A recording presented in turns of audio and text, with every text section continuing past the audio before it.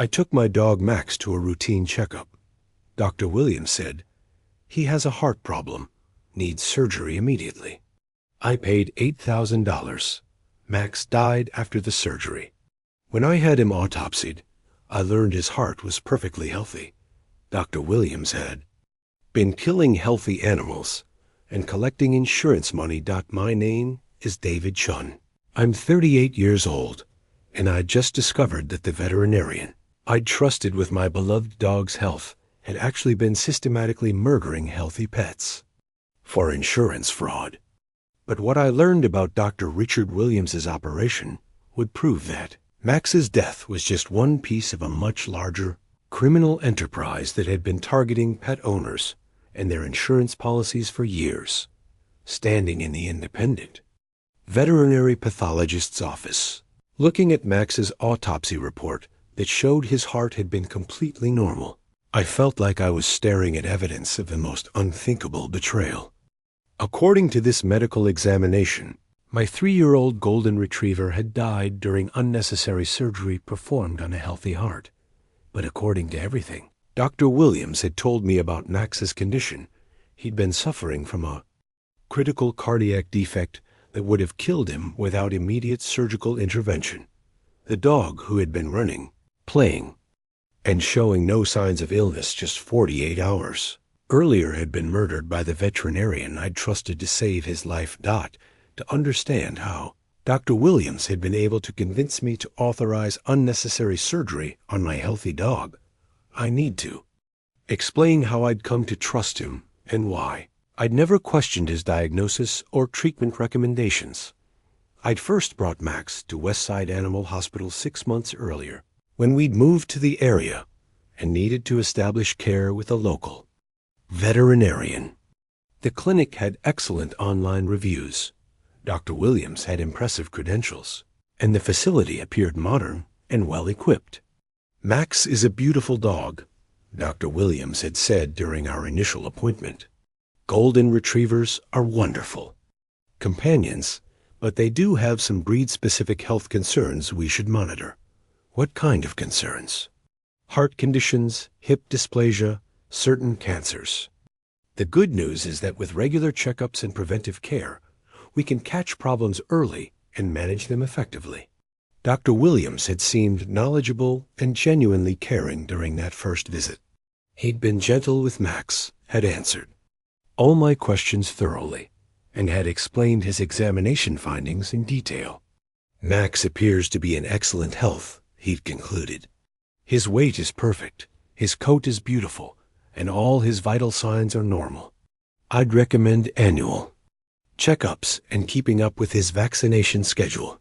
The routine care that Max had received over the following months had been professional and seemed appropriate.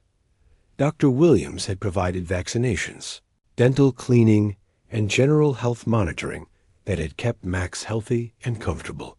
"You're doing a great job taking care of him," Dr. Williams had told me during one of our visits. "Regular exercise, good nutrition, preventive care, that's the foundation of good pet health." I'd been impressed by Dr. Williams's thorough approach to veterinary care and had recommended Westside Animal Hospital to several friends who are looking for a new veterinarian.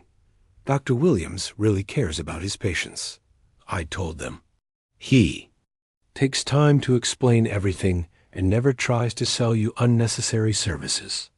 But the appointment that had led to Max's death had been different from all our previous interactions. Dr. Williams had seemed more urgent and concerned than I'd ever seen him.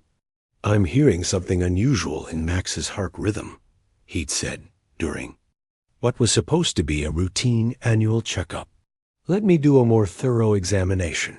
"What kind of unusual rhythm?" "It's subtle, but there seems to be an irregularity that wasn't present during his last visit. It could be nothing, but with golden retrievers' predisposition to cardiac issues, I want to investigate further." Dr. Williams had performed what appeared to be an extensive cardiac examination, using a stethoscope, checking Max's pulse, and observing his breathing patterns.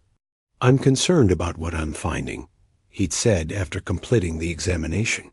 Max is showing early signs of what could be a serious heart condition. What kind of heart condition? It appears to be a form of cardiomyopathy, a weakening of the heart muscle that can progress rapidly if not treated. How serious is it? Without treatment, it could be life-threatening. But the good news is that if we catch it early, surgical intervention can be very effective. Dr. Williams had then recommended additional diagnostic tests to confirm his suspicions about Max's cardiac condition. I'd like to do an EKG and some blood work to get a better picture of what we're dealing with, he'd explained. These tests will help us determine the extent of the problem and the best treatment approach. The diagnostic tests had been expensive. $800 for what Dr. Williams had described as a comprehensive cardiac workup. But I'd been willing to pay whatever was necessary to ensure Max's health. The results confirm my concerns, Dr. Williams had called to tell me 2 days later. Max has a significant cardiac defect that will require surgical correction. How significant? Without surgery, his life expectancy could be measured in months rather than years. But with the right surgical intervention, he could live a normal lifespan. What does the surgery involve? It's a procedure to repair the structural defect in his heart. It's complex, but I've performed this surgery successfully many times. The cost of the surgery had been substantial, $8,000 including preoperative testing, the surgical procedure, and post-operative care. But Dr. Williams had emphasized that Max's condition was progressive and that delaying treatment could result in his death. I understand this is a significant expense, he'd said, but Max is young and otherwise healthy. This surgery could give him many more years of quality life. How risky is the procedure? Like any surgery, there are risks. But the risk of not treating this condition is much higher than the risk of the surgery itself. Dr. Williams had also mentioned that Max's pet insurance would likely cover a significant portion of the surgical costs, which had made the financial burden more manageable. Most pet insurance policies cover medically necessary cardiac surgery, he'd explained. You should be able to recover most of your costs through your insurance claim. I'd scheduled Max's surgery for the following week, trusting Dr. Williams's expertise and believing that I was making the best decision for my dog's health and longevity. The day of Max's surgery had been emotionally difficult. I'd dropped him off at the clinic in the morning, and Dr. Williams had assured me that he'd call with updates throughout the procedure. Max is in excellent hands, he'd said as I'd said goodbye to my dog. I'll take very good care of him. The call I'd received 4 hours later had been devastating. David, I have some very difficult news, Dr. Williams had said, his voice sounding appropriately somber. Max didn't survive the surgery. What happened? His heart was more damaged than our tests had indicated. When I opened his chest, I could see that the defect was more extensive than I'd anticipated. I did everything I could, but his heart couldn't handle the stress of the procedure. Are you saying he died on the operating table? I'm so sorry. Sometimes these conditions are more advanced than our diagnostic tools can detect. Max didn't suffer. He went peacefully under anesthesia. Dr. Williams had explained that complications during cardiac surgery were always a possibility, and that Max's death had been the result of his underlying heart disease rather than any error in surgical technique. I know this is devastating, he'd said. Max was a wonderful dog, and I'm heartbroken that we couldn't save him. The grief I'd felt over Max's death had been overwhelming, but I'd been grateful that Dr. Williams had tried to save him and that Max hadn't suffered. At least we tried everything we could, I'd told friends who had offered their condolences. Dr. Williams did his best, but Max's heart was just too damaged. The decision to have Max autopsied had come 3 weeks after his death, when I'd been struggling with guilt about whether I'd made the right choice to authorize the surgery. I just need to know if there was anything else we could have done. I'd told Dr. Patricia Rodriguez, an independent veterinary pathologist who specialized in postmortem examinations. Autopsy can provide closure and help answer questions about treatment decisions, she'd explained. If you're having doubts about the care Max received, an independent examination might be helpful. The autopsy results had been shocking and completely contradicted everything Dr. Williams had told me about Max's condition. Max's heart was completely normal. Dr. Rodriguez had told me when she'd called with the results. There was no evidence of cardiomyopathy, no structural defects, and no signs of heart disease. That's impossible. Dr. Williams showed me test results that confirmed Max had a serious heart condition. I've reviewed the surgical site, and it appears that Max died from complications related to unnecessary surgery performed on a healthy heart. Are you saying the surgery killed him? I'm saying that Max had a healthy heart that didn't require surgical intervention. The surgery itself caused his death.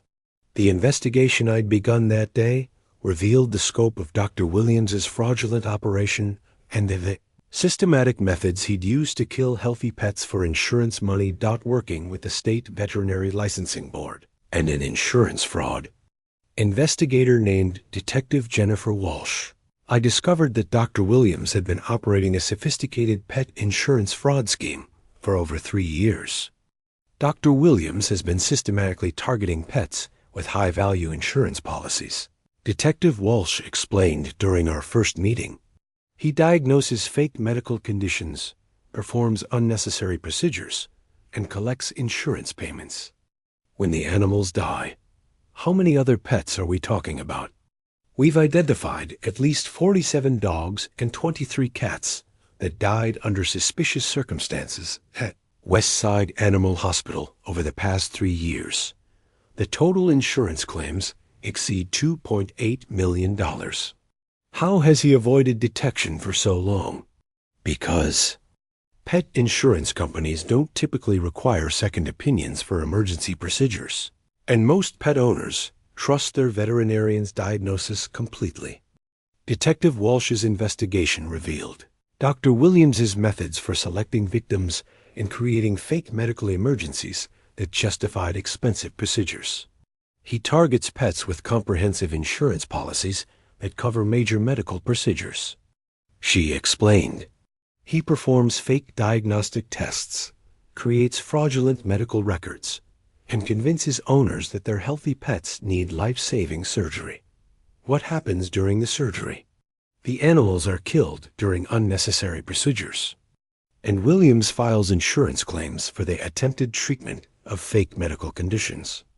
The financial records that the investigation uncovered showed that Dr. Williams had been collecting both surgical fees from pet owners and insurance payments for procedures performed on animals he deliberately killed. Williams was getting paid twice for each victim, Detective Walsh explained. The pet owner pays for the surgery, the insurance company reimburses the claim, and Williams keeps both payments. But the most disturbing aspect of Dr. Williams's operation wasn't just the insurance fraud. It was the systematic murder of healthy pets whose owners had trusted him to provide medical care. These weren't mercy killings or euthanasia, Detective Walsh emphasized. Williams was deliberately killing healthy animals for financial gain, while making their owners believe they were providing life-saving treatment. The evidence against Dr. Williams was overwhelming.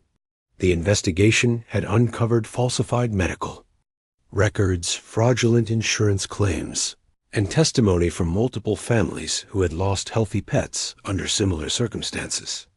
Williams created an entire fake medical history for each victim, Detective Walsh explained. He would alter test results, fabricate diagnostic findings, and create documentation that supported his fraudulent treatment recommendations. The State Veterinary Board's investigation also revealed that Dr. Williams had been operating without proper surgical credentials and had been performing procedures he wasn't qualified to conduct.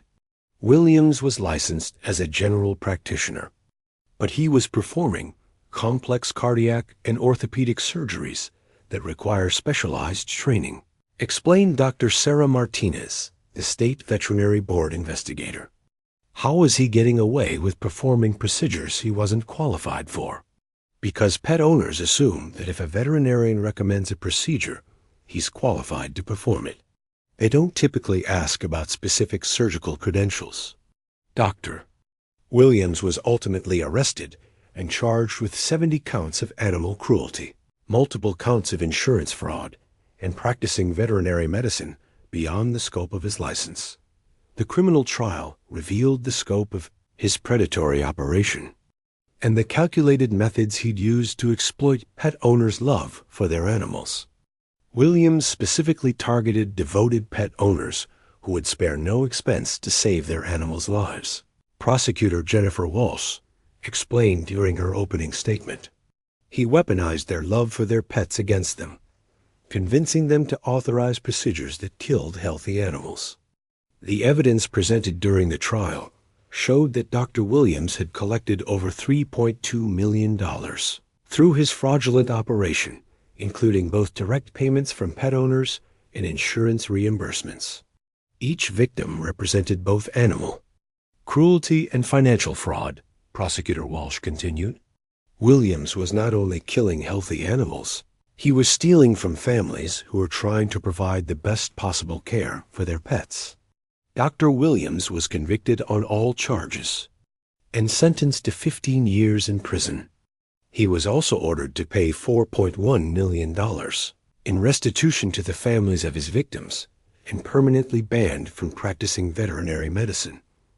His veterinary license was revoked, and Westside Animal Hospital was permanently closed pending investigation of other staff members who may have been involved in the fraudulent operation. But for the families of Dr. Williams's victims, the criminal conviction provided limited comfort. The emotional trauma of knowing that their beloved pets had been murdered by someone they trusted to provide medical care was devastating and long-lasting. The worst part isn't the money we lost, I reflected during my victim impact statement. It's knowing that Max was healthy and could have lived for many more years if I hadn't trusted the wrong veterinarian. The experience fundamentally changed how I approach veterinary care and taught me the importance of seeking second opinions for major medical recommendations. Never authorize expensive or risky procedures without getting a second opinion from an independent veterinarian, advised Dr. Patricia Rodriguez, the pathologist who had performed Max's autopsy. Fraudulent veterinarians rely on pet owners' emotional state and trust in medical authority. The case led to increased oversight of veterinary practices and mandatory reporting requirements for unusual mortality rates at animal hospitals. The veterinary profession has implemented new safeguards to prevent fraud like this, Dr. Martinez explained. But the most important protection is educated pet owners who ask questions and seek independent verification of major medical recommendations. 2 years after Dr. Williams's conviction, I've learned to focus on the fact that Max lived a happy and healthy life for his first 3 years, and that his death led to the exposure of a criminal operation that could have killed many more pets. Max's death wasn't in vain if it prevents other families from going through what we experienced, I reflected during a support group meeting for families affected by veterinary fraud. The veterinarian who had promised to save my dog's life had actually been planning to kill him for insurance money while making me believe I was providing life-saving medical care. Sometimes the people who promise to heal our beloved pets are actually planning to harm them for personal profit. And sometimes the most important protection we can provide for our animals is our own skepticism about medical recommendations that seem extreme or urgent, especially when they come from practitioners who might benefit financially from expensive procedures. Dr. Williams had built his entire career on exploiting the bond between people and their pets, using that emotional connection to convince loving pet owners to authorize procedures that killed the animals they were trying to save.